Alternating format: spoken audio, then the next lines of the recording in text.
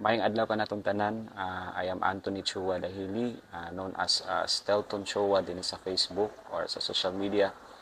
And of course, ginatawag usab ko diri og Daddy Cup and Kuya Cup din sa among barangay sa former punong barangay sa among barangay. So karon no ang atong paghahisgutan is kabahin na pud kini sa functions sa barangay secretary din sa atong barangay.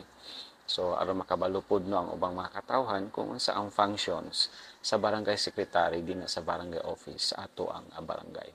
So kabalo naman gid tanong nga ang secretary mo ay nagdumala sa pag keep sa maong records tapos sa atong barangay then isa pod niya na is mao ang responsibilidad sa pagmaintenar no sa mga official nga mga paper documents din sa atong barangay.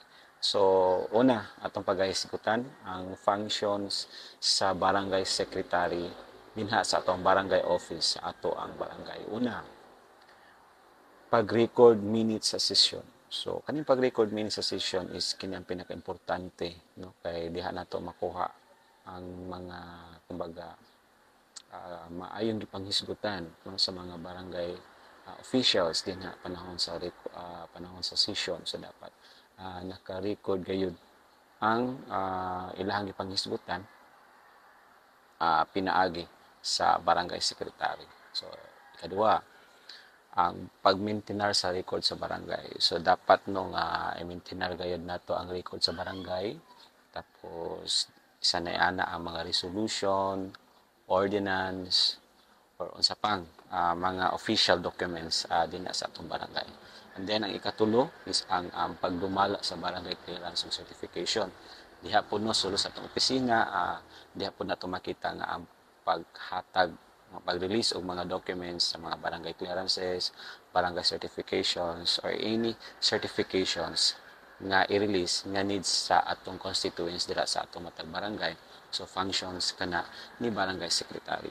Ang ikaapat, ang pagmantala sa barangay, ordinance ug resolution. So kinahanglan no nga nagsiguro na ang mga ordinansa nga mapahibalo gayud ngadto sa katawhan. So isa gapay pud na kina mo po na gina function sa function sa barangay secretary sa atong matag barangay. And then ang ikalima is ang pagdumala sa mga records sa populasyon. So kinahanglan nga aduna gid siya updated no records din sa atong barangay labi na gid sa populasyon sa barangay. Tapos ang kaning gitawag nga vert registry or unsa pa dinha no nga angang i-update no sa ato ang barangay kaning ang ato ang populasyon nga updated gayud siya kaning ginatawag nato karon og record inhabitants barangay record inhabitants no kinahanglan nga twice siya no every 6 months siya mag update sa inyong barangay record inhabitants. And of course ang ikauno mao ang pag-assess sa barangay sa punong barangay. So, ang mag-assist sa punong barangay, natural no, ang secretary mag-assist kayod sa punong barangay. Mutabang, tapos sa pag-andam sa mga kanang ginatawag na administrative report o pagproseso sa komunikasyon no, sa laing ahensya sa gobyerno. So, sa secretary ang dumala ni ana o pagtabang sa punong barangay. Ang ikapito is ang pag-coordinate sa barangay development plans. So, apil sa pagtrabaho sa mga plano, alang sa kalambuan sa barangay, apil na gidinha ang barangay secretary. Ang ikawalo, mao ang pagsiguro sa transparency o proper documentation. So, sa pagsiguro sa transparency o proper documentation, ang pinaka-importante nga buluhaton sa barangay secretary dinha sa matag barangay. And then, rep ka para kini sa pag-andam sa mga oversight agencies nga mao natin yung barangay at least prepared ta and transparent ang atong mga dokumento nga atong mapakita din sa mga adunay mga surprise inspection diha. So mao kadto no ang function sa barangay secretary. Manghinaot ako nga mapalapnag nato, mahinaot ako nga mapasabot usab nako din sa matag katawhan nga naminaw karon or nag-view ani nga viewers nga mao kadto ang mga functions sa barangay secretary o makabalo usab mo kung unsa ang ilang ginatrabaho sulod din sa opisina. So once again, I am Anthony Chua Dahili, known as Stelton Chua. There is sa social media sa Facebook.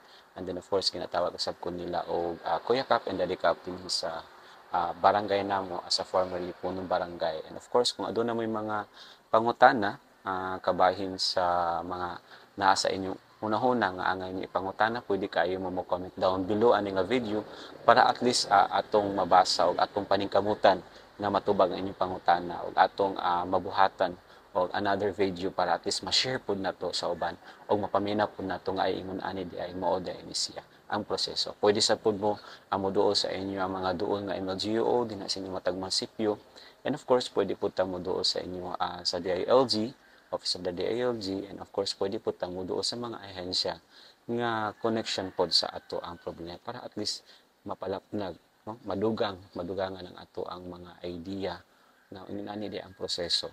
So, once again, salamat kaayo, and then please share this video para at least ang atong mapalapnag sa uban pod, no? Nga mga wala pa kaayo kabalo kabahin sa functions sa barangay, labi na gayud ang functions sa barangay secretary. So, maayong hapon kanatong tanan.